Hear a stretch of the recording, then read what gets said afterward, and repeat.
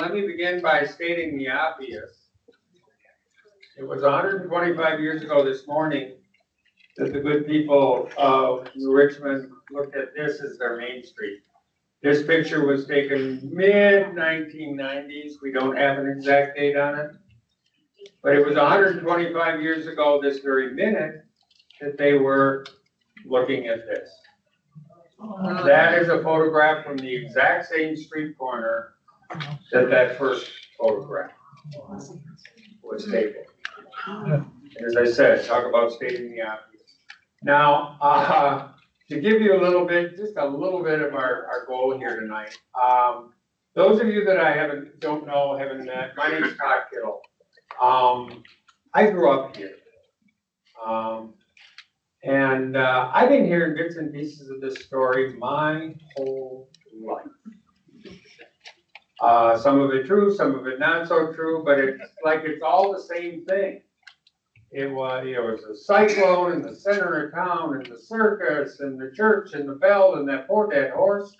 And, and it's always been the same thing. And so about a year ago when I saw this anniversary coming up, and I threw it out at the library as a potential program, I said, we got to add something different, because there's going to be a lot of people there that night who have also heard bits and pieces in the center of town, and the cyclone, and the whole thing. So I said, not only was this an event of, epic human proportions, gut-wrenching tragedy and loss of life, and it was all those things. You could take the 6 months we're going to look at tonight, tell 1,000 different stories, and it wouldn't be all that hard. And many of those have been told. But I said this was also an enormous weather event, as if that's not obvious. And I, for one, got some questions. So, just on a lark, last July I reached out to somebody who could come in and help us shed some light on this. Also as an incredible scientific phenomenon, and help us to understand that. So real quickly, would you please help me welcome the Director of Meteorology from WCCO, Mr. Mike Augustyniak.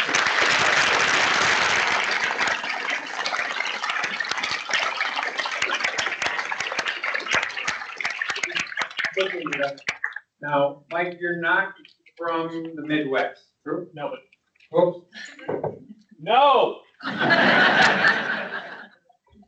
That's not working. No, but please don't hold that against me. I've been here for 15 years. Does that count yet? Okay. You're getting close. Okay. But you're originally from upstate New York, right? I am, yes. Do they have tornadoes there? They do. Yeah. There's actually a little tornado hot zone right kind of in the area that I grew up. There are 2 river valleys that come together. And it creates more tornadoes than you would think for that part of the country. All right. So this isn't your first rodeo on tornadoes? It's not, but this is truly, so I've worked with a bunch of meteorologists, and several of them said, I don't know anything about this storm. And I'm in the same boat. I know very little about this storm. We have had a chance to talk, and I've learned a little through that, but I'm looking as much forward to this as you guys are tonight. So thank you. All right. Well, again, thanks for being here. I'm going to take just a few minutes before handing it over to Mike and just give everybody a glimpse of what Richmond looked like at the time we got to June 12th, 1899. First, I got to credit my sources here. The material that I'm sharing with you tonight, in addition to numerous newspapers and other online sources, but I got to give Mrs. Epley credit, Anna Epley, who wrote the epic book that many of you have at least seen and read. So I pulled very heavily from the great Mrs. Epley's work. Another very prominent, more recent local historian, Mary Sather, published this book several years ago, and I borrowed very heavily from Mary's work. There's Mary. Many of you were fortunate to know Mary. And then Mrs. A.G., and I never know how to pronounce it, it's B-O-E-H-M. She also wrote this text that we also have on the shelf at the library. but I wanted to just credit my sources here. Now, and I heard Mike mention this when he was broadcasting just before I came over here. One of our goals tonight is to smash a few myths. And one of them is that this is the event that put the new in New Richmond. All right, some of you thankfully are shaking your head. I saw a few others go, "It didn't." Beth shared with me from the Heritage Center. She said when kids come over for field trips over to the Heritage Center, they always want to go to the two myths that this is what put the new in New Richmond is the first one. And I'm here to tell you that's not true. This community was New Richmond. I mean, think about it. The headlines you all stop to look at, what did they say? New Richmond destroyed by cyclone.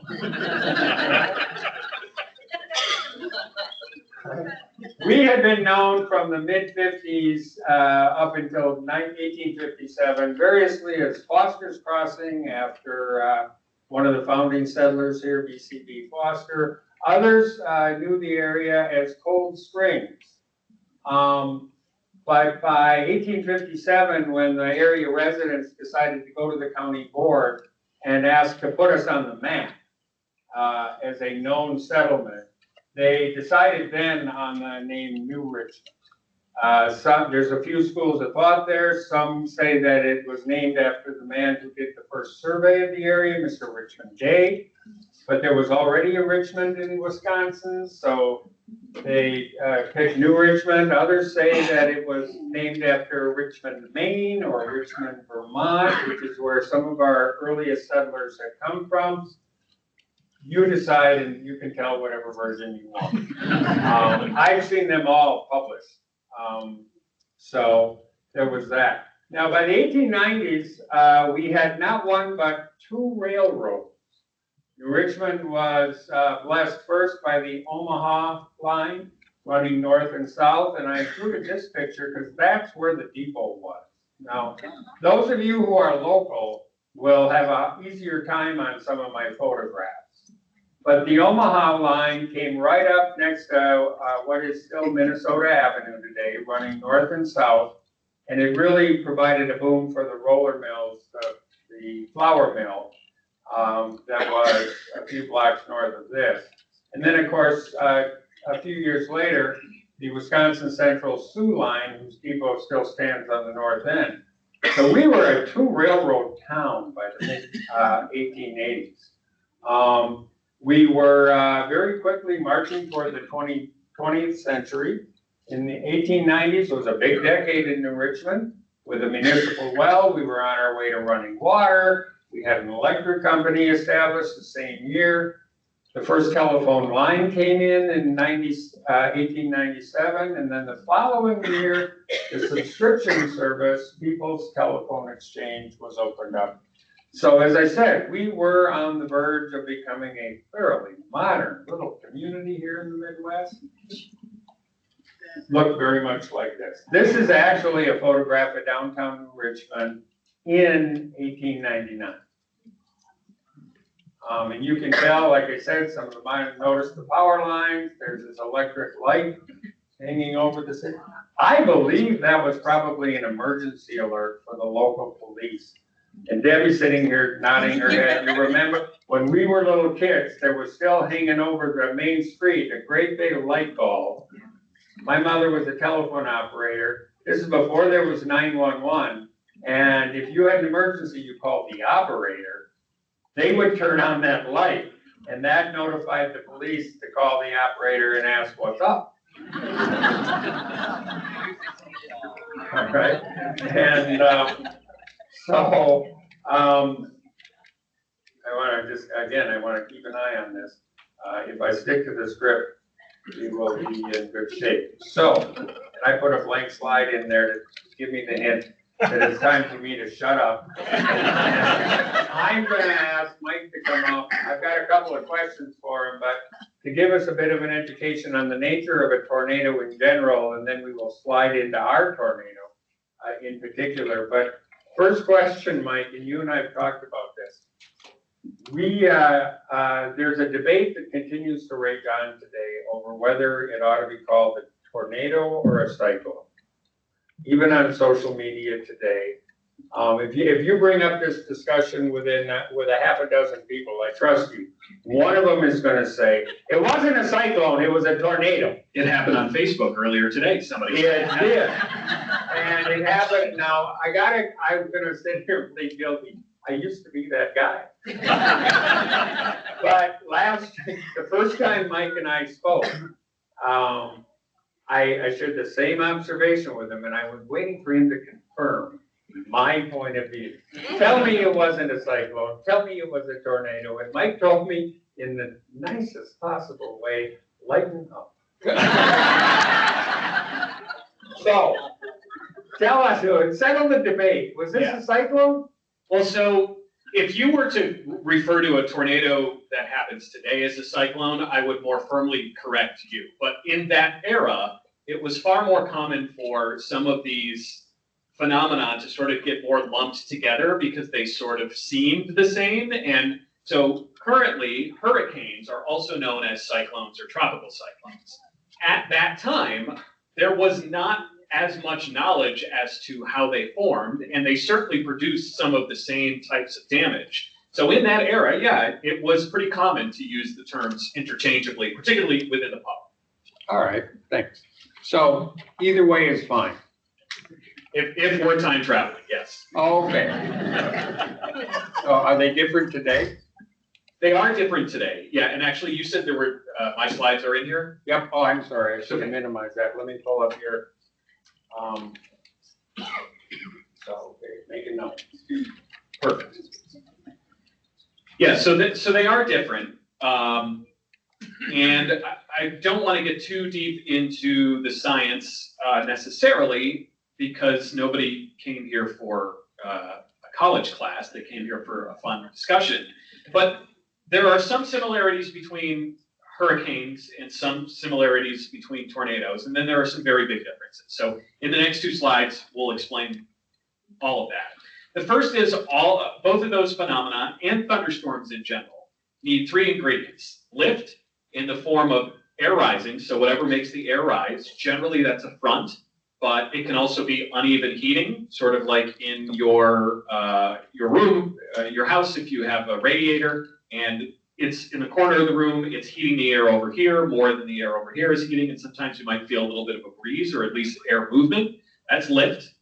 Instability is the tendency for rising air to continue to rise even after the lift goes away.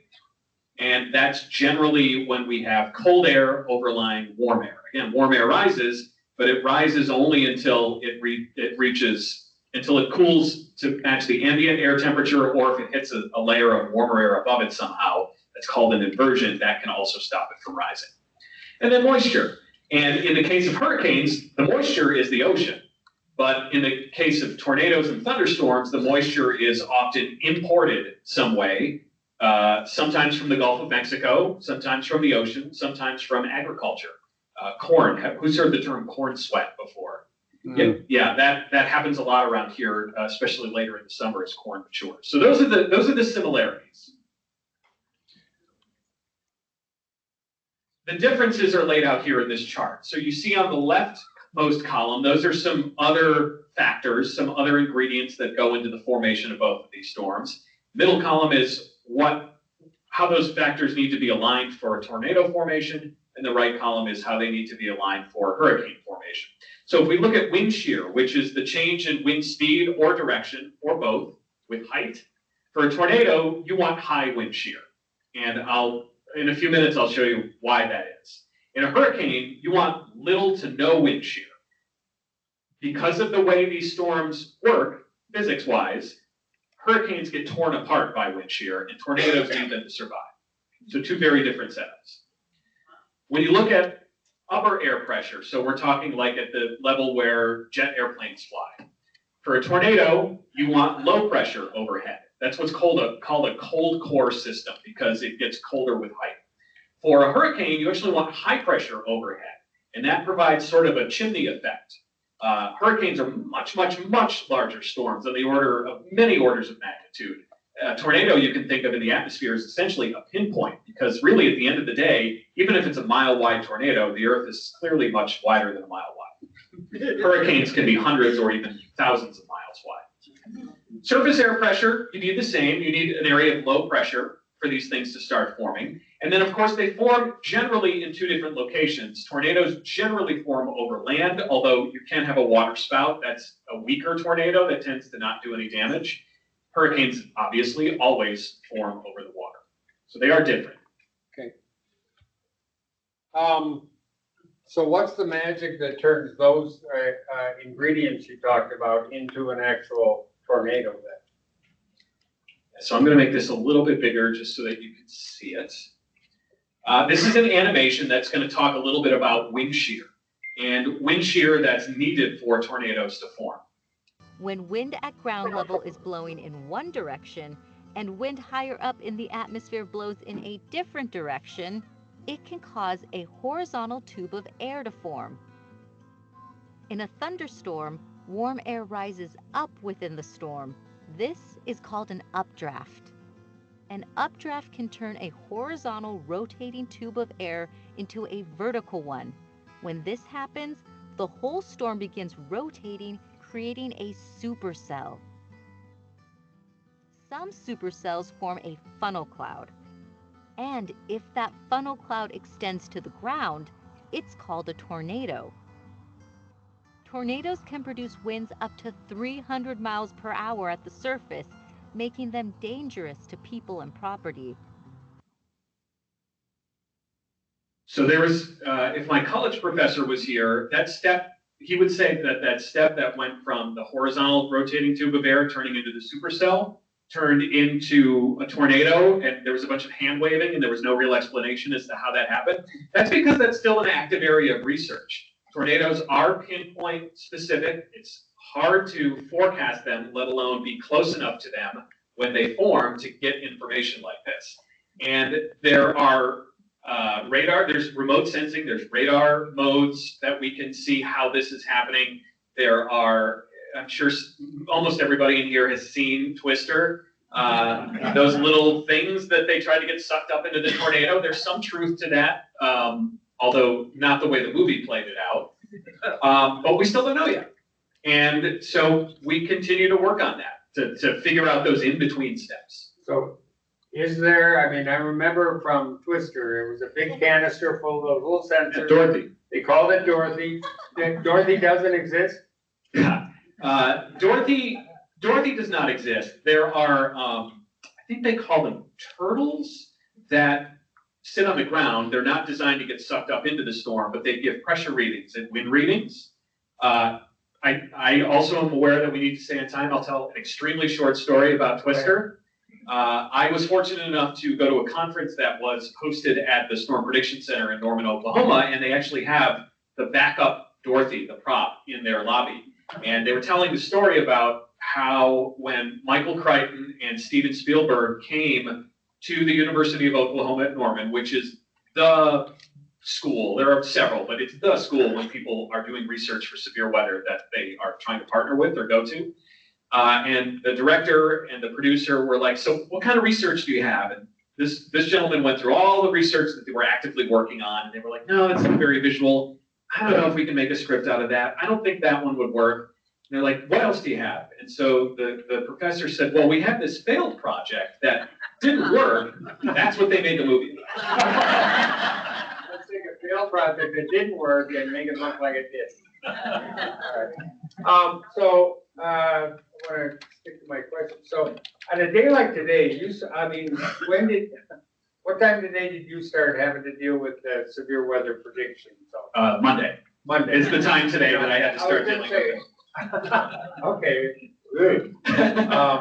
When you are predicting severe weather, when do you move from the idea that a tornado is possible to a tornado is likely?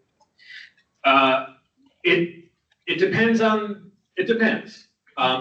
We knew that tornadoes would be possible today, but it wasn't until we got a little closer that we were able to pinpoint a more specific area where that risk was highest. There are events that 2 days in advance or 3 days in advance, we can already tell that, okay, this is the part of Minnesota or Wisconsin that is highest on the hit list for tornadoes. That wasn't so much the case today. But there are a lot of great forecasters at the Storm Prediction Center, which is located in Norman. It's a NOAA National Weather Service initiative. And these are some of the categories that you may be used to now seeing on newscasts, because we do use these on the air. Are those the same colors you use on your little maps? There are two sets of colors. This is one of them. This is actually not color blind friendly. Okay. And about 10% of the population is colorblind, and this is really important stuff. So we actually created our own colorblind friendly color table that are gradations of red and orange, as opposed to having a purple next to a red, next to an orange, next to a yellow. Good call. Thank you. But if you were to go to the Storm Prediction Center's website, they don't care about colorblind. I'm just kidding. I'm sure they. WCCO loves you more. That's right. You're my hype man. I like that. But these would be the colors that you would see on their maps. And essentially, so this doesn't mean exactly probably what you think it does. We try to do a good job of explaining it, but this is the probability of the occurrence of severe weather within 25 miles of a single point. And that's why we don't say that on the air, because that's really kind of mind-boggling. But essentially, you can think of it as, this isn't tied to the number of storms that we're expecting, but just the probability that anywhere in the area that we're outlining, that at least one will form. Okay. I'm going to try to remember. I've got another one of your probability questions that we'll save for the end. I think we've covered that. Did we get through both of your 5 and 6 slides? I think so. So let's talk about our tornado then. Yes. June 12th, 1899. I'm going to just give you a line out of Mrs. Epley's book. And then she writes, she's describing that morning, and she says, the air became warm and sultry, kind of like today. A few floating clouds gave the weather prophets, her language, I like that. is fantastic. Welcome, weather prophet. Gave the weather prophets and the idlers, that would be me. But gave the weather prophets and idlers a chance to predict rain in the early afternoon. When I read that, what was the state of weather or meteorology in 1899? So, not great, but better than I actually realized. I did a little digging after you and I last talked about this, and I don't want to get ahead of us, but there was an aside that a forecaster was not surprised that a tornado had hit the city, correct? Yeah. So the day-to-day or week-long predictions just were all, you might as well flip a coin. But as I did a little digging into what was the state of severe weather forecasting, or at least knowledge back then, it turns out it's a lot better than I realized. And there's a good reason I didn't realize that. Let me introduce you to J.P. Finley. He was a nerd. Awesome. Love that. He ended up working for the Signal Corps, which was a couple of generations before what became the National Weather Service formed. And J.P. Finley had just a fascination with tornadoes. And he kind of dedicated his life to studying when tornadoes happened, what the preceding weather conditions were. And he did a little experiment.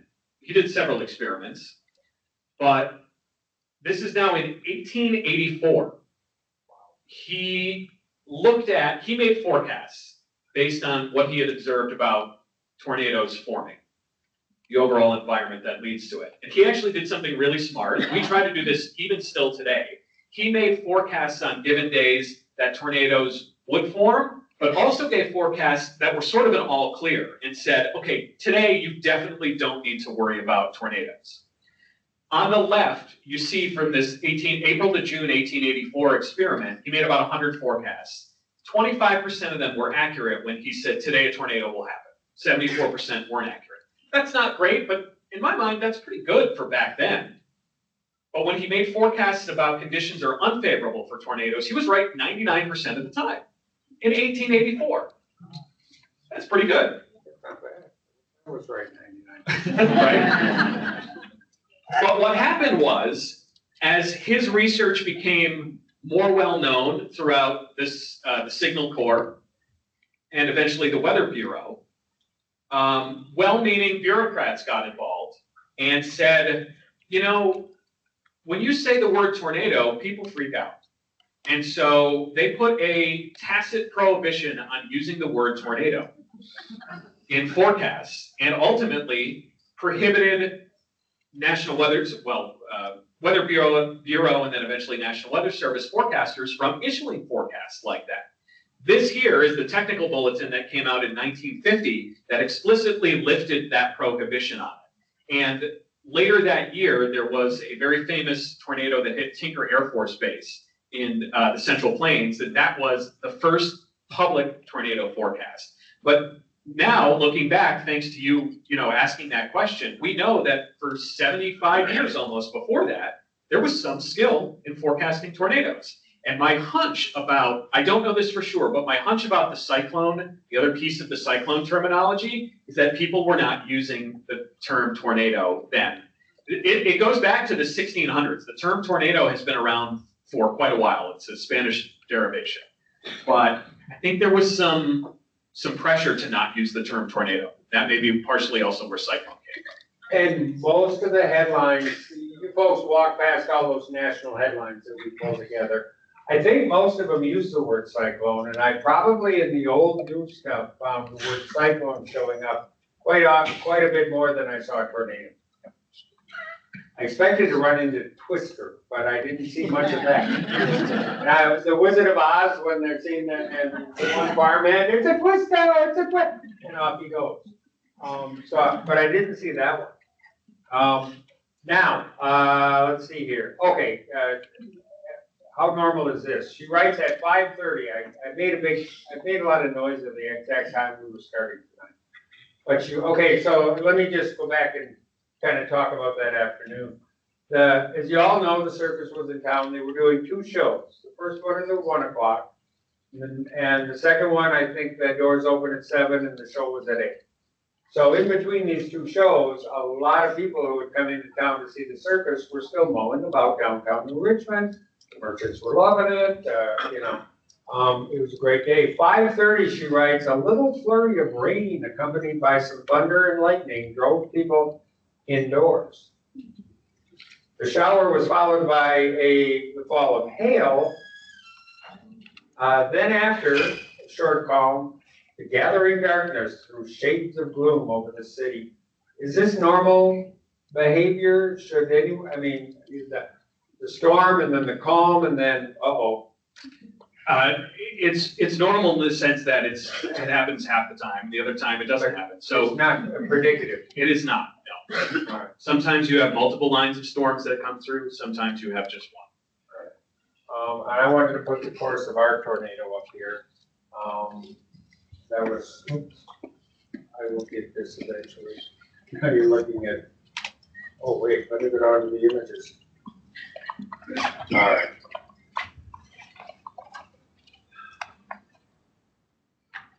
So, do you want to, what's that? We're not seeing James. Interesting. I think I might have taken over. You know what? Let's try this.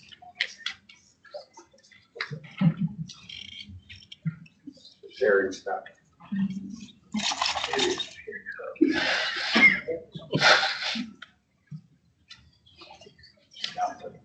Presentation mode. Do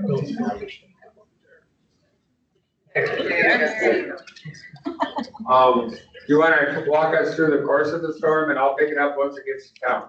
Sure. So this is a pretty long tornado track and damage track. It starts right on the shores of the St. Croix River Valley. And remember, I was talking about how in upstate New York, there are two river valleys that come together. I also mentioned wind shear. So river valleys can actually help to locally steer the wind one direction or another. The St. Croix is actually a pretty deep river valley for around here. And again, it would not surprise me if one of the things that created a little extra wind shear and encouraged the storm to form on the shores of the St. Croix is the river valley itself, steering those winds a little more from the south or south-southeast.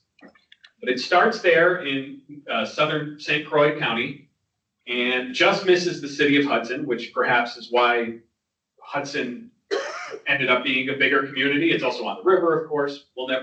We don't know for sure, but it certainly wasn't destroyed in 1899. Moved up through the community of Burkhart and then Boardman, kind of tracking along the Willow River valley there, and then impacted New Richmond. There were more than one eyewitness accounts that described somewhere around Boardman, a second cloud was seen like over Stillwater, and the two of them came together, and the inference at least, or the suggestion is that somehow created a super tornado. It sounds almost like a action movie. Does that happen? Is it possible for two small tornadoes or manageable tornadoes to join forces and become one big evil tornado? Yes, so, but again, it's about 50-50. So there are instances where it's called cell mergers. So thunderstorms are called cells on the radar. They're these little dots. Sometimes when they come together, they actually can feed off of each other and turn into one large, more powerful storm. But again, about half the time, there's rain with those storms, or there's always rain with those storms, and that rain creates cooled air and can actually snuff out the lift and the instability. And so it's kind of luck of the draw, or bad luck of the draw, as to which of those things happen. Okay. Well, I wasn't sure if those eyewitness accounts were drama or if they were meteorology. It sounds like it could have been the real deal. Yep.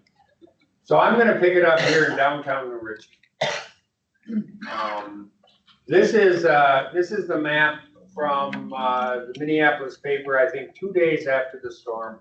And they really did a pretty good job of laying out the city. Couple of the things I'm gonna, now, for those of you who are from out of town, I mean, you can tell by the location of the businesses, obviously this is Main Street.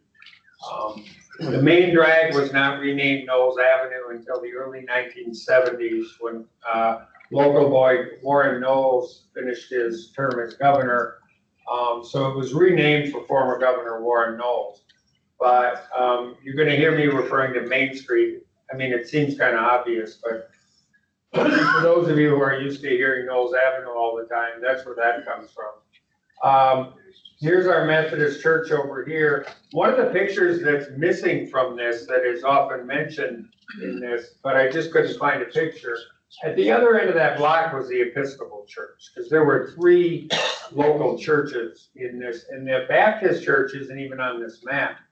The Baptist church was located down here. If this is where, can you see where I'm jiggling the cursor around? Yep. There's Dick's Fresh Market, and the Baptist church would have been up here on. I'm getting conflicting reports in the stuff I've read. I've heard both the northwest corner of that intersection of what is today 4th Street and Dakota. The other one over here is it's a financial services building now. But one look at that building and you say that used to be a church. But that's where the Baptist church was rebuilt.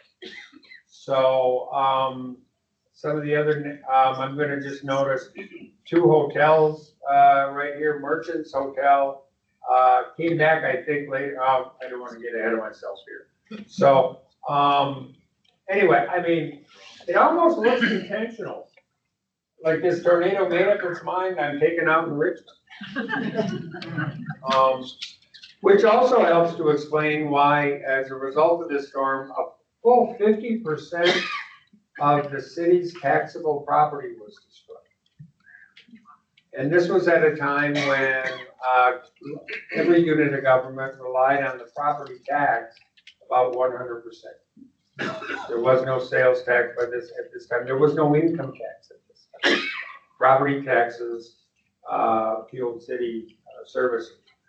Now let's just go through some of the damage. For those of you that haven't seen it, I mean, this is gonna be repeat stuff for a lot of you. This photograph is taken at the top of the roller mills. Those of you of a certain vintage will remember when the Doughboy grain elevators were still up down there. Overlooking the mill pond downtown.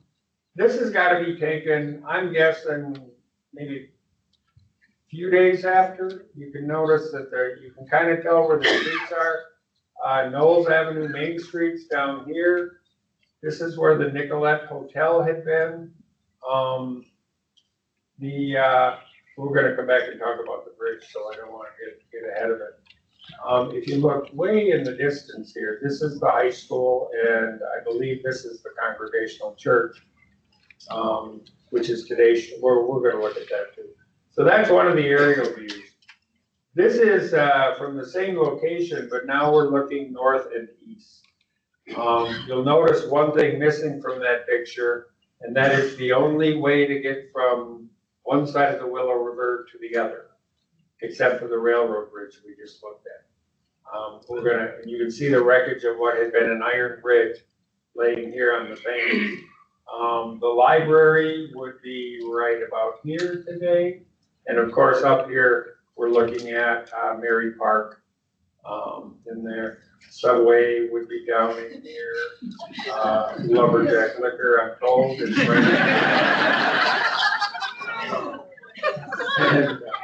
So anyway, now what I did was of all the damage pictures that I could locate, and again, especially if you're not from here, I went out and took some pictures of my own to help us identify the locations. And I think you all recognize this corner of 3rd and Knowles Avenue today. In 1899, it was Bixby and Williams. I believe this was the only stone block building on Main Street. Many of them had brick facades built over wood, but the wall that we're seeing on the left side there, that is just solid stone all the way through. This was a picture of Mr. Williams' store after the storm moved through. And if you look in the foreground there, you can see that stone block wall laying down on the front. I was going to try and pinpoint the number of fatalities that happened in this building alone, but I ran out of time on that one. But I believe this was the location of the greatest number of deaths as a result of this event. So if we go up a block and we stand in front of the Nicolette building at the corner of 1st and Knowles Avenue and look south, that's the view today. This was the view from that same corner after the storm blew through. Speaking of the Iron Bridge, and I'm going to come back and talk about it, but that's what was left of the bridge. I'm going to give a big shout out to our friends in the Twin Cities in a little bit, but I believe this is one of the fire engines that was put on a train in St. Paul and shipped over here the following day. I'm not certain that New Richmond owned a pump engine like that at the time, but I do know that several were brought in immediately from surrounding communities to provide services like this. Now, you all know the Short Dance Studio. Those of us that have been here a while have known this corner as serving many different purposes. It was originally the site of, reportedly, the oldest church in New Richmond, the Congregational Church. And after the storm blew through, and then in a second I've got a question for Mike, but you know, as the steeple was blown off, it suffered some exterior damage. But what stuns me about this photograph is knowing that everything behind this building a block away was flat. Yeah. And just about everything to the north of this building was flat. And if you go across the street to the site of several high schools, today it's a lot, hopefully before long, it'll be a new library.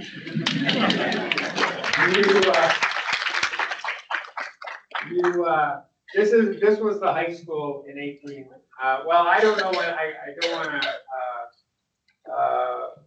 mislabel this. I don't know the date of this picture. I can't, this is not a photograph of the high school after the storm. I put it in here a couple reasons, because I don't know how many of you have seen the picture of the original high school on that lot. This is going to also become like the hub of the major relief effort, because this building was largely untouched. So my question for Mike is, what is it about a tornado that allows for such precise damage? And you all marveled at the same photographs the morning after some community is struck. You got a house here, the garage, and half the home are gone, and the next door neighbor lost a couple shingles. So, what's up, Mike? As the weather prophet, I can tell you. Some of it has to do with different building types and you know, the vintage of different buildings, what materials were used. But this is probably the more likely reasoning. When we think of a tornado, and I refer to it as a point, that's true, but also this is true, and that is that often, and we're just realizing this in the current era, sort of because of our remote sensing tools, radars, you have multiple suction vortices, so multiple mini tornadoes that are sometimes dancing around the main funnel, sometimes they replace the main funnel. There are cycles that happen in tornadoes that maybe we're not necessarily seeing or aware of, but we can tell through radar imagery, through modeling, computer modeling. And so if you think of, you know, these three suction vortices do-si-doing around each other as the entire area of destruction is moving on a linear path, it turns into the worst game of roulette you've ever played. Where if one of the suction vortices happens to be do-si-doing around and the other one hasn't come in yet, and your house is right in that part of the path, you get lucky.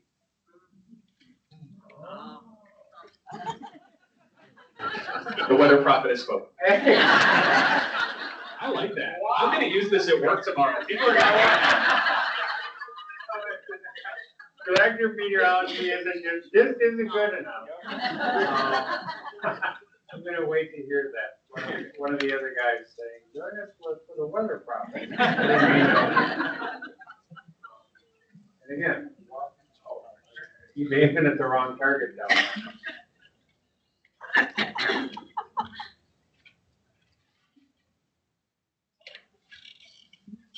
Back on the power. I used to know how to do this. I don't think did I close it on you? I hope I didn't close it on you. Should be. That's what I was. Okay, we'll go here. That's fine. We're good. Let's see, I left off.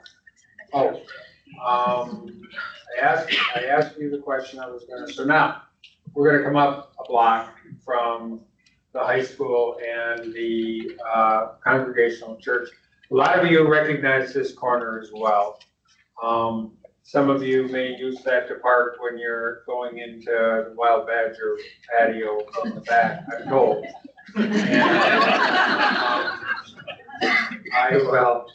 And this isn't a great picture of the house, but this was home and obviously the horse of Dr. Frank Evely. And I included this only because just if you look behind the horse, you get some idea of the grandeur of this home. I also get a kick out of the fact that the gals don't look all that pleased to have that horse there. And I had to include it because this is what Dr. Evely's home looked like after the storm. And it's one more of those, you know, he got partially clipped, a lot of damage, but didn't absolutely level it. And then I spoke about this picture, and if you caught Mike in the 4 o'clock hour, he was standing here in front of the bell for his newscast or weather forecast. I got to pause for a minute.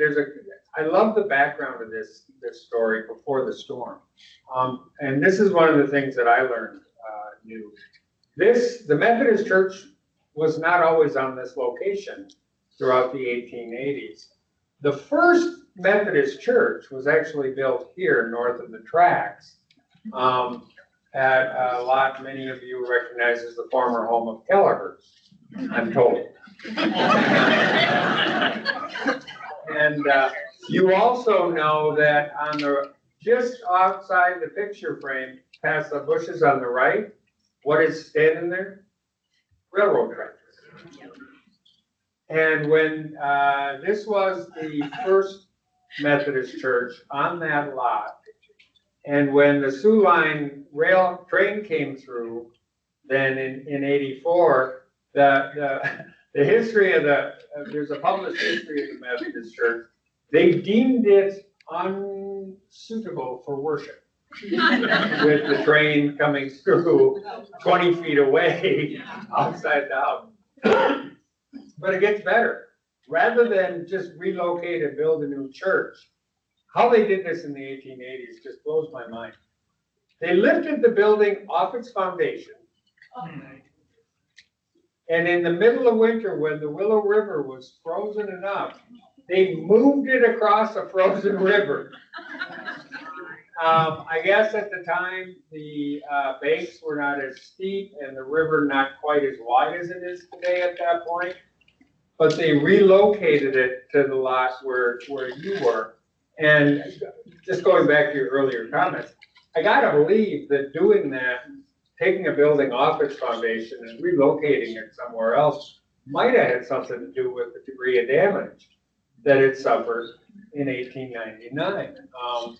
Probably not as stable a structure. And again, this is probably the most iconic photograph that is attached here. The bell just behind the horse is 23, it's a little over a ton, 2,300-pound bell. It had been purchased for the church, again, we'll talk about Dr. Epley a lot today.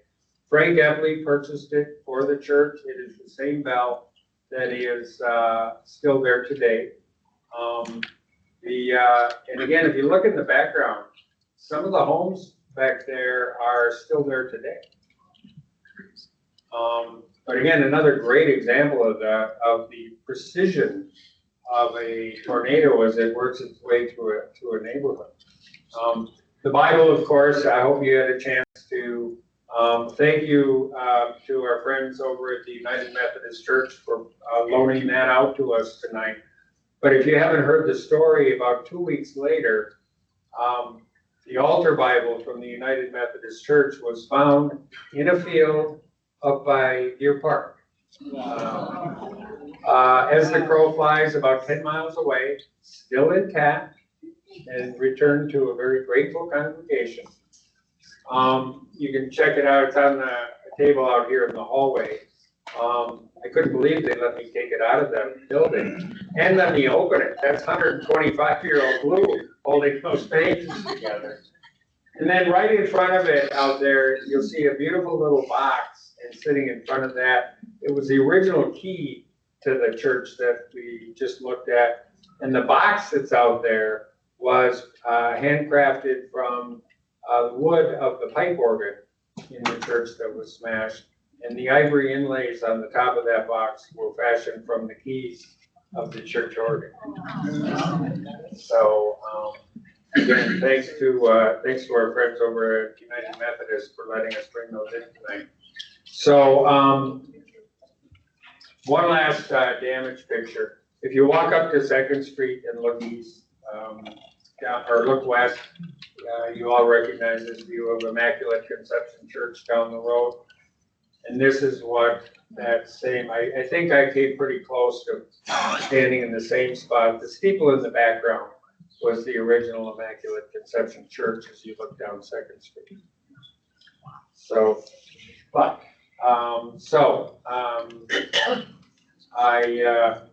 Now, I didn't want to jump too far ahead. Before I go back to Mike, he's gonna talk, about, tornado strength and the Fujita scale and, just comparatively how strong a tornado does it appear this is. You saw the headlines from around the country out in the hall. And this wasn't just, national news, it was actually international news. But as I hinted at the beginning, some of the things that were told and retold about this tornado were true, some of them not so much. And so I pulled out a couple of my favorite examples of dubious news, and perhaps the most dubious, check it out, came all the way from Australia, but it cracks me up. Okay. First of all, it's a cyclone, but this one was in Wisconsin. And it hit so suddenly that people were unable to reach our caves. I didn't know that Aussies pronounced basement cave, which we had dug purposely for that emergency. The death toll, they weren't the first to exaggerate the death toll. Women tore their hair and screamed the end of the world that had come. Strong men are said to have given way and acted like kings. And the last line, the majority of survivors are apparently insane. Now I gotta stand up here and tell you, my great-grandmother, she wasn't in the middle of this, but I'm gonna count my great-grandmother as one of the survivors. All right. Insane? Lena wasn't insane, she was Norwegian. She was very, very Norwegian. Now, a little bit closer to home. Oh, and this is where I gotta throw the circus poster in here to make sense of the rest of these, what I labeled my fake news slides. But, so this was, notice we've got in the middle here, I'm just gonna point out two things, is the Grand Heroic War Elephant Palms. And then in the opening line here below that, just above the somersault riding dog, you see that not only kangaroos, but giant kangaroos, and the rest. Now, this came out of the Ashland newspaper, right here in Wisconsin. All right. Wreckage of Dahlman's circus. And it says it was one of the first things to be swept into nothingness by the wind. Now that poor elephant, instantly killed, being struck with a huge timber. I'll give you a hint, didn't happen. Militiamen shooting at midnight robbers. And all the stuff I've read, I've heard nothing about shots fired to ward away looters or robbers. And then that last line, of course, is true. And when it comes to the topic of the circus, this made its way into Mrs. Eppley's book. And those kangaroos. Mrs. Glover ran through her backyard, Mrs. Glover, she ran against a strange animal. She thinks it was a kangaroo. And then even 50 years later, William McNally, who became a very noted journalist in the Twin Cities, and actually he was chairman of the board at WCCO for a time. We have a bronze plaque of him in our building. Well, he wrote this. All right. There had been a circus in town that day. And the wild animals were running around loose. Now I'm just curious, show of hands. How many of you have heard this? All right. How many of you have retold it? Maybe. All right. Now, I found an interview with the owner of the circus on his retirement, Fred Goldman, and he tells this account of those days. See, usually, if you think back to the map, and if you know the layout of the city, he said most other years we set up right across the river from, he said, they're right across the river from the business district, which I'm placing the normal location of that circus somewhere around McDonald's, somewhere between McDonald's and the track. But that year when they got to town and they went to the home where they rented, the farmhouse where they were renting this every year, the husband, the owner, was not home. And the wife told him, I'm sure it'll be fine. But she wouldn't sign a contract. It was 1899. And he wouldn't set up there if he didn't have a contract. So they hunted around, and sometime later, or in another source, I found a recollection by a gentleman who later became Professor O.W. Mosher. His dad owned the roller mills. And he writes, spent that morning, we went out to the Grayton farm to see the circus. So the circus was actually located, maybe if you know where Grayton Road, Grand Avenue are, if you know where 140th Street is, it would have been located that afternoon somewhere in between those two places, about, what, a half mile from downtown New Richmond? But still, artificial intelligence renders this, this I saw posted on Facebook. It had been, if you catch Jim Reppy's stuff on the Facebook word of mouth page, he shared this a few weeks ago. His son programmed in the information into Creative AI program, and it rendered this photograph. And Mr. Gomar continues in his interview. See, our circus happened to be out on the edge of town. It didn't blow any buildings down. It tipped some of our wagons over, it tipped some of our caged animals, but just tipped them over. It didn't hurt them. We got a tent torn up. We had to get a new tent. But aside from that, we didn't lose anything. And so there. And then to follow that up, his son wrote a book, My Father Owned a Circus. And he too had heard this myth of the circus and the cyclone. And he added this, I have no recollection of our circus ever owning a kangaroo. So I hate to tell you, but the circus coaster lied. I'll bet that dog didn't do somersaults.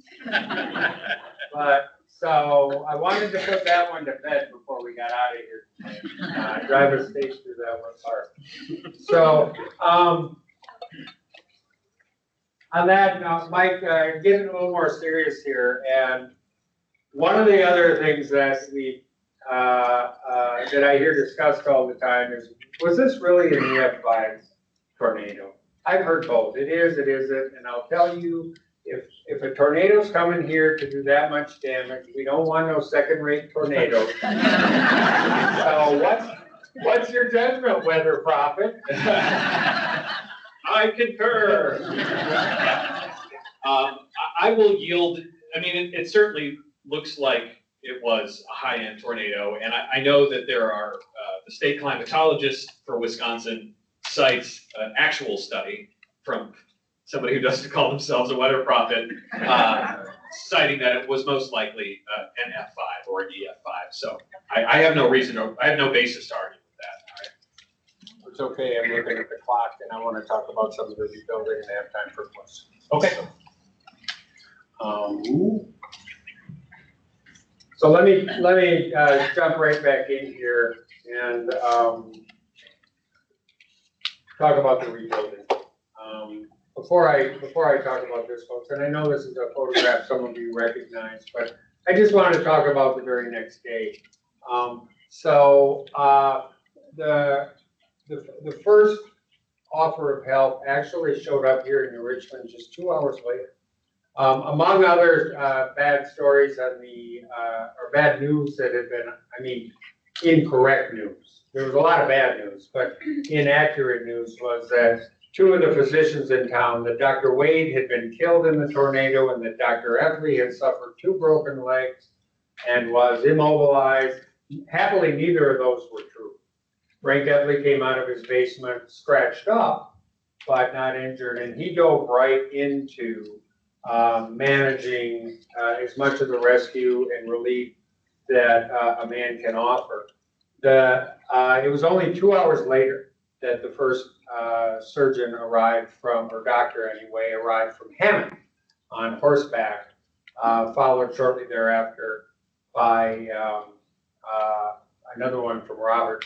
And within 3 more hours, especially, the word got out from the telegraph stations in Hammond and Roberts and Jewett, where they had sent dispatches on horseback to get the word out. You think about it, no telephone, no telegraph.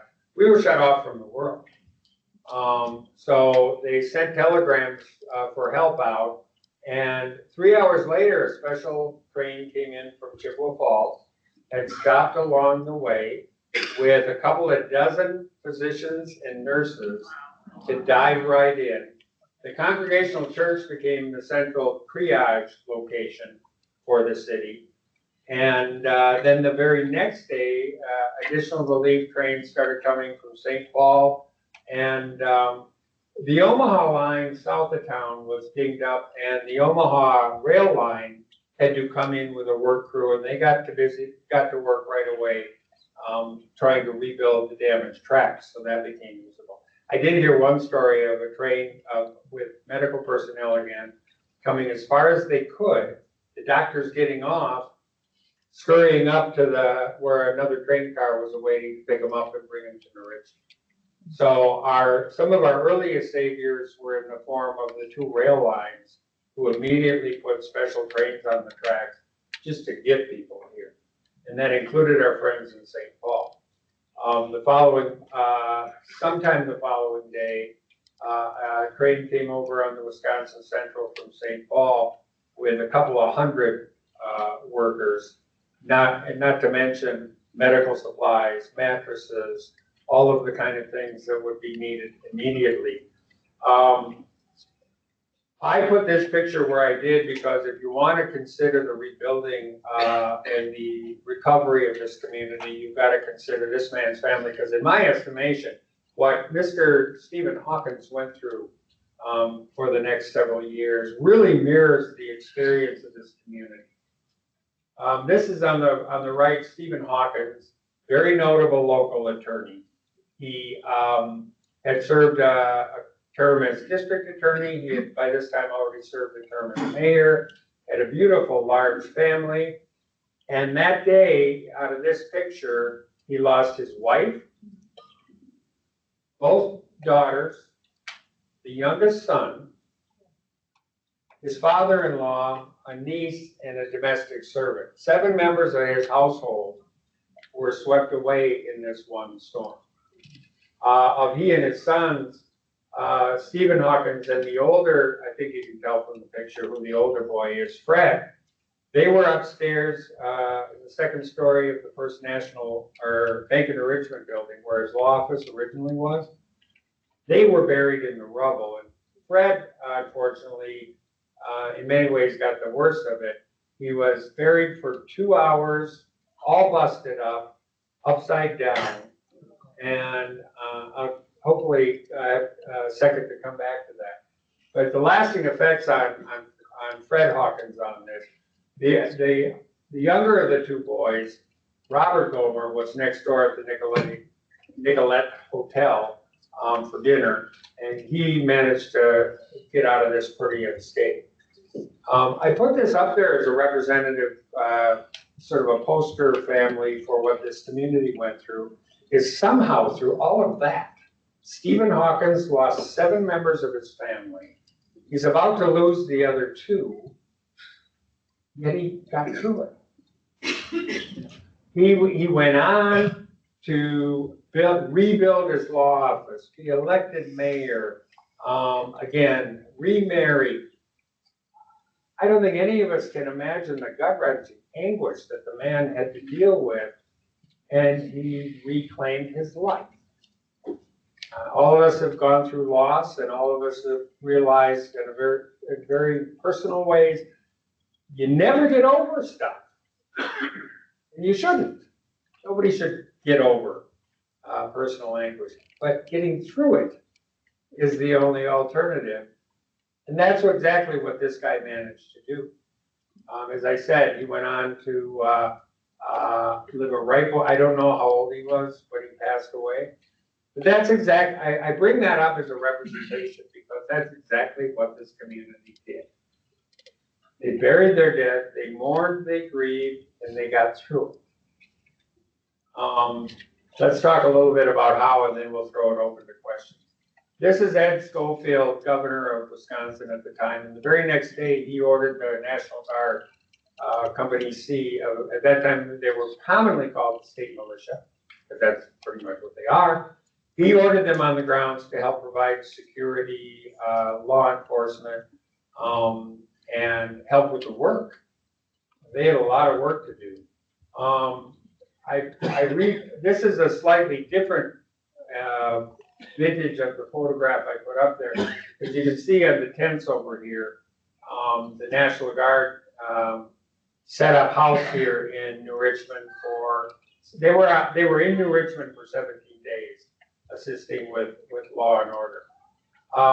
The Adjutant General, General Boardman, was on the scene the very next day, and he sent these two telegrams back to back to the governor. Arrived here at 11, temporary wants the destitute and sick are supplied. The greatest want now is in ready Monday for clearing the wreckage and cleaning the sickness that will follow.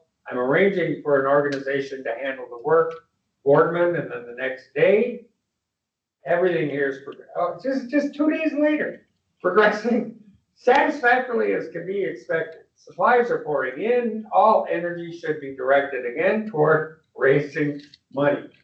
That is the greatest need for. Part of me thinks well, I mean, talk about stating the obvious, but General Boardman was also in his civilian life an insurance man. And he may or may not have known when he was writing those telegrams that there were a grand total of 2 residents who had insurance against cyclones. Everybody had fire insurance. And none of those policies would pay. Because after all, their property had been destroyed by a tornado. The fires were rampant. But that's not, in the view of the insurers, that is not what destroyed their property. Severin Olson, one guy, Dr. Murdoch had insurance for a long time. Severin Olson got up that morning and read in the paper about another community wiped out. It was either in Nebraska or out in the Dakotas. He read about a community being struck by a tornado. And on the morning of June 12, 1899, he went down to the manufacturer's bank to see his insurance guy and got a policy against cyclones. And by the way, they did call it cyclone insurance, not tornado insurance. So only 2 people were insured for this.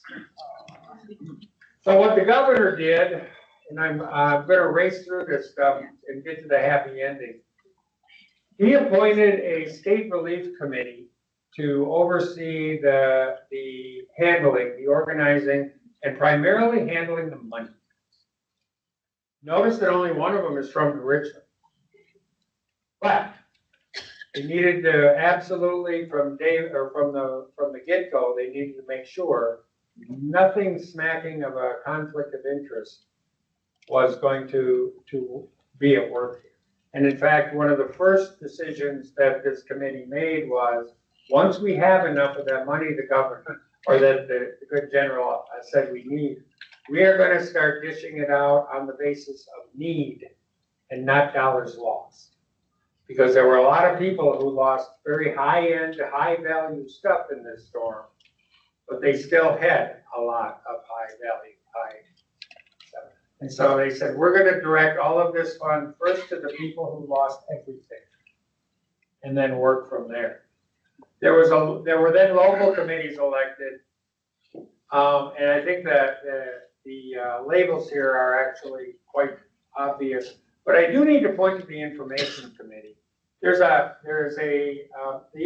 role of the information committee was to canvass the entire area and get a full accounting of the loss. And they went from person to person polling, what did you lose? They needed a clear accounting. In many ways, that was long-term the most important committee that they had going for them when it came to getting an accurate accounting.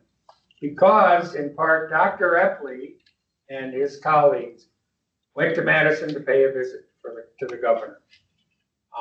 The local folks trying to manage the recovery. The loss estimates initially had been all over the board. They agreed on the number $350,000. Now, keep in mind, just on straight inflation, $1 in 1899 would buy you $38 worth of stuff today. So when they talk about $350,000, they're talking real money. And Dr. Epley and his friends had come up with a plan that would put a levy county by county by county and distribute the share of the loss throughout the state based on each county's property valuation. And on a Friday morning in July, he met with the governor, and Governor Schofield seemed very friendly to the idea.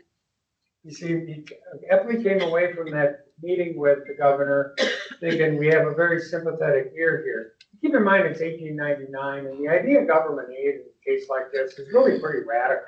I mean, FEMA is still a long way away. The New Deal is still 40 years away. So, asking for government handouts like this was really something new in 1899. And they thought the governor was on board. But then by Monday morning, the governor, this was Dr. Epley's account, said he could not see his way clear to adopt the plan for raising $350,000.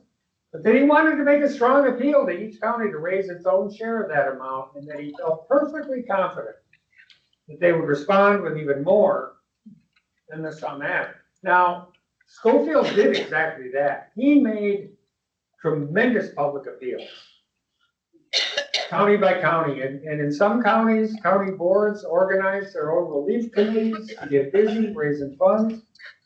And the Milwaukee Journal explained it further, said that such a move would cut off donations by individuals. The plan is wrong in itself, the levy plan, and that the state of a state should not be called upon to repair losses, that it should appeal to the generosity of the citizens.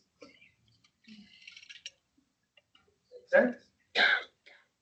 Now, there was a public health fund, however, and before he left Madison, Epley said, well, we're going to have contagious disease rampant in Richmond if we don't do something to improve the sanitary conditions. We got dead animals laying all over the place. This is going to get really ugly. And the governor did agree to release some funds for the sake of health. For whatever reason, in the end, the city submitted $8,900 worth of bills for reimbursement. And according to Mary Sather, owing to some technicality, only $33,863.27 was reimbursed. That is the total amount of state aid that came from the state treasury into the community. All right. However, the cities, communities all over the state stepped up. And I just pulled out some examples. Now this one doesn't, these showed up in newspapers all over the state. The Good Templar Lawn Sociable, Friday evening, the rest, it was quite, now they don't tell us how much they raised, but they specified all the time, the proceeds are going to the sufferers in Richmond. Down in Jefferson, the sum total collected was $108.10, a pretty good showing. That's a small community, but did I kill my life? Yes, I did. Or it ran out of power. Can I borrow the mic, Mike? Oh, yes.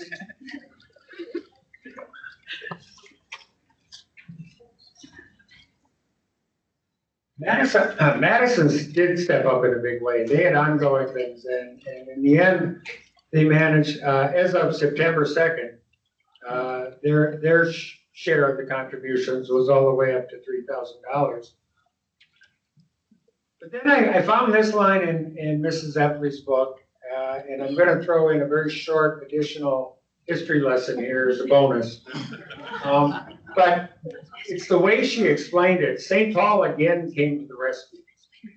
It's hardly as though they had forgotten whether the changes in the boundary of 1846 and 7, whether it had left New Richmond in Minnesota or St. Paul in Wisconsin.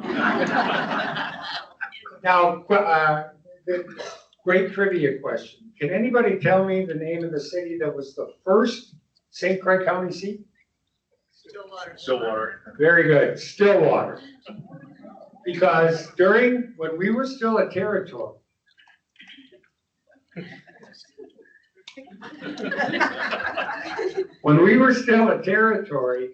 the Wisconsin Territory went all the way to the east bank of the Mississippi River. And the border was drawn along the St. Croix River as some sort of because of some political shenanigans both in Madison and Washington when Wisconsin was knocking on the door for statehood. And they ended up settling the western boundary of the St. Croix River. So Stillwater got, you thought Brett Favre was the first hand-me-down? You sent over there? So yeah, Stillwater had been the county seat, and that's what Mrs. Epley is referring to. Once upon a time, we were all one big happy family. And then there was this. Remember the bridge? The folks in Richmond went to the St. Croix County Board and asked them to put up the money to rebuild the bridge. Because after all, a bridge like that, the commerce that flows back and forth over that bridge, it impacted the entire county. And the county board's response was, that would have to be settled by the voters. So there was a referendum in August of 1899 to see if the county taxpayers would pony up the money to repair the bridge over the Willow River. The turnout was very low and it failed by 100 votes. And the following week in the local paper, the Republican Voice, I believe this was Frank Van Meter, who editorialized, it's very hard indeed to understand the feelings which prompted voters to cast their ballots against the measure. One would think our loss was great enough to excite the sympathy of a naked savage.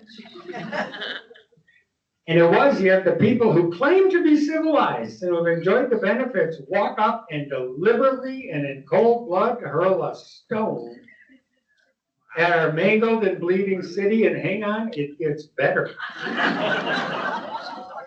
F.A.R. Van Meter was not known, I guess, to mince words. Because he goes on, I love this. We've seen a sow pig turn and devour its own defenseless offspring, and wondered at the ferocity that prompted the cruel act. But in our mind, a female hog is merciful compared to the actions of a voter in this county, standing beside our newly made graves, looking at our waste of property, and he clenches his teeth and casts a ballot calculated to add to our misery. That is good writing. Now that's journalism. So what do you really think, Mr. Van Meter? Now I'm going to anyway, the number in the program, I can't even remember what I put in there as a loss. The $600 and some thousand is what they finally calculated. The amount of voluntary contributions that came into the community amounted to, I think, $173,000. I didn't include that in there. But here's the cool part, and then we're going to open it up to Q&A. This is a new picture of downtown New Richmond 6 months later. All right. How they did it, I told you at the outset, there's 1,000 different stories you could pull out of this episode.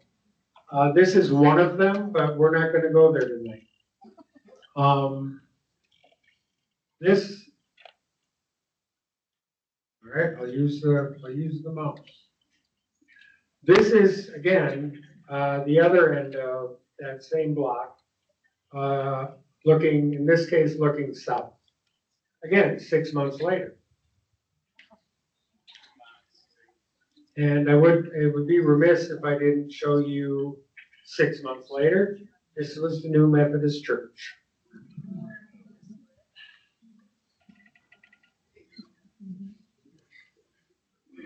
And I believe, where's my little arrow? Yep, that's the last slide. So, the goal was to leave 10 or 15 minutes here at the end for some questions. Let's see if we can do it with, who's got a question either for me or Mike? All the way, go ahead. Joel? You said 117 humans lost their lives, but do you know how much livestock was lost? That number is somewhere, the question was how much livestock was lost? 500 livestock. One of the other things I saw in Mrs. Epley's book was they brought in a crew of 50 workers. Wisconsin Central brought in 50 workers solely for the purpose of digging a trench on the north side of the Willow River, solely for the purpose of burying animal carcasses. Anybody live on North Shore Drive? I wondered who's living over an animal cemetery. Go ahead. Other sources say it was in Mary. In Mary Park? Yes.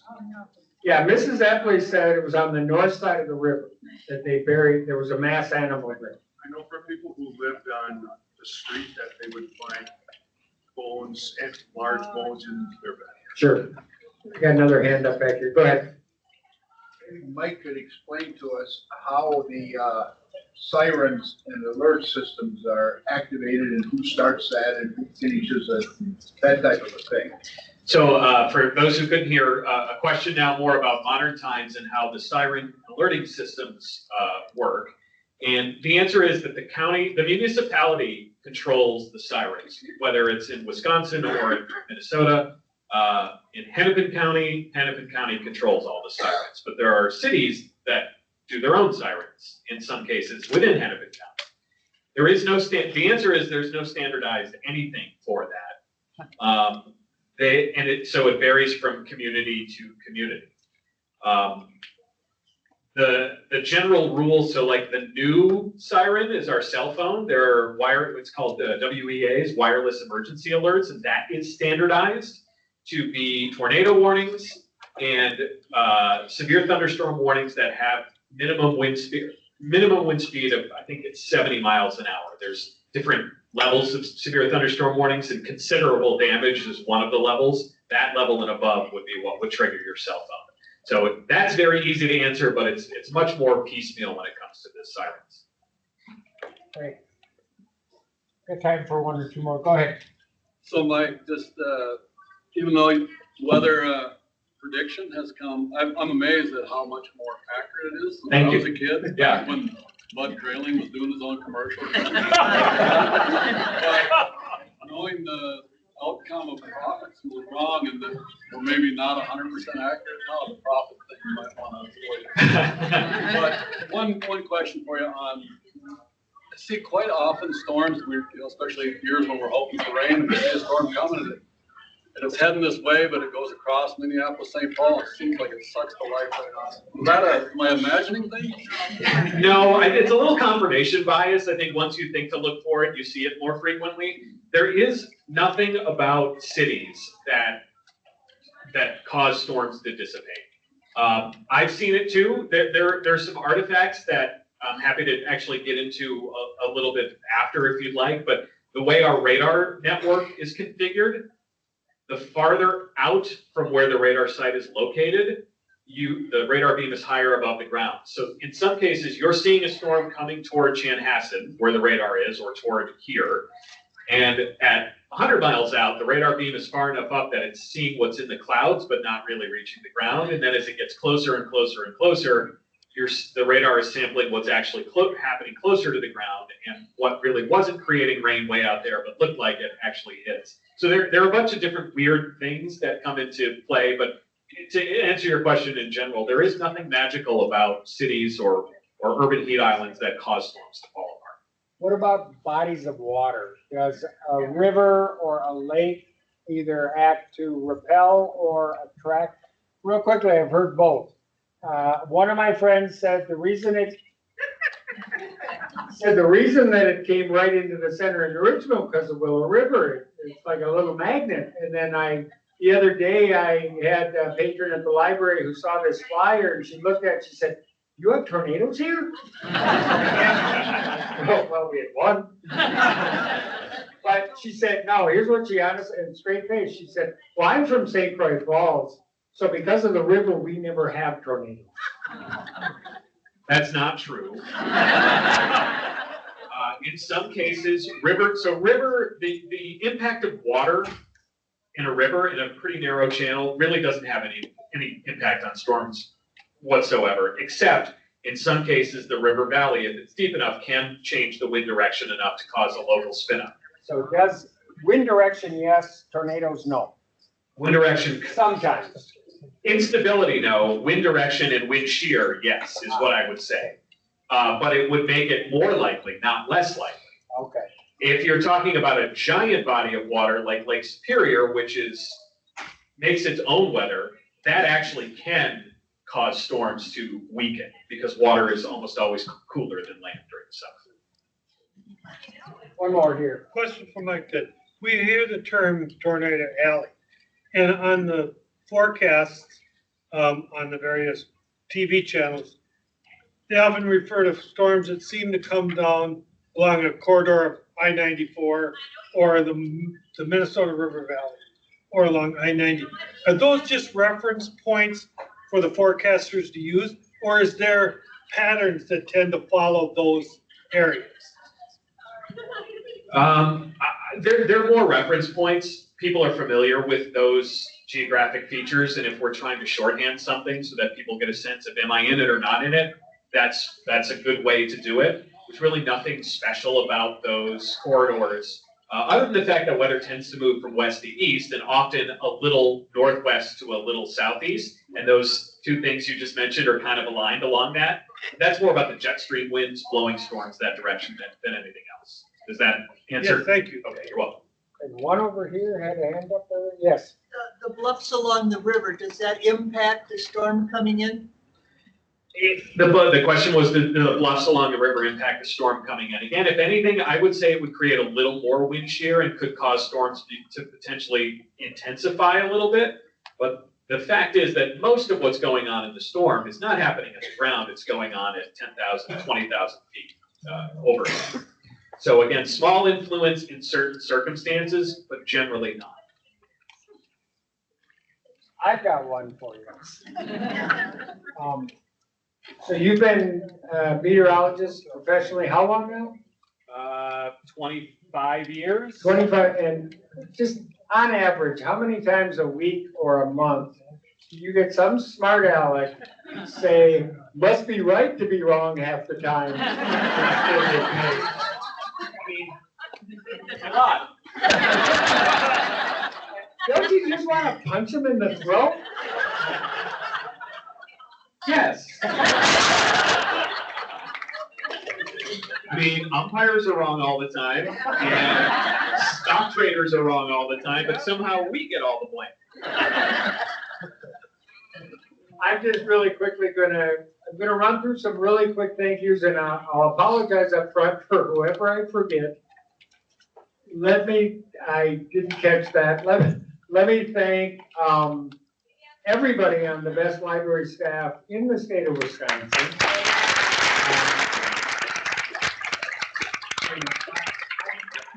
I've been standing here tonight, and I was fortunate or not enough to be on with Adam last week. But I have had just a ton of support from the rest of the staff, so I need to say that up front. Thank our friends at Northwood Tech here. They've been absolutely fantastic. Who am I already forgetting? I'm gonna get there, I'm gonna finish with that. This ain't my first rodeo. So, and then of course, I'm so thrilled that we actually pulled this off. I was honestly afraid that Mike was going to end up joining us by remote tonight because of the weather forecast. But no, with the ideas we talked about a year ago, all came around and actually came together today. So please also, let's give one more big thanks to my favorite weather prophet.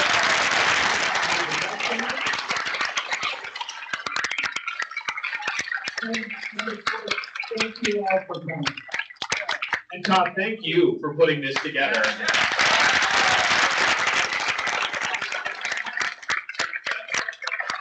I also found this really fun to go and research, but it was also a lot of work, and you put a lot of thought and time into this. So thank you, and thanks for inviting me. I appreciate it.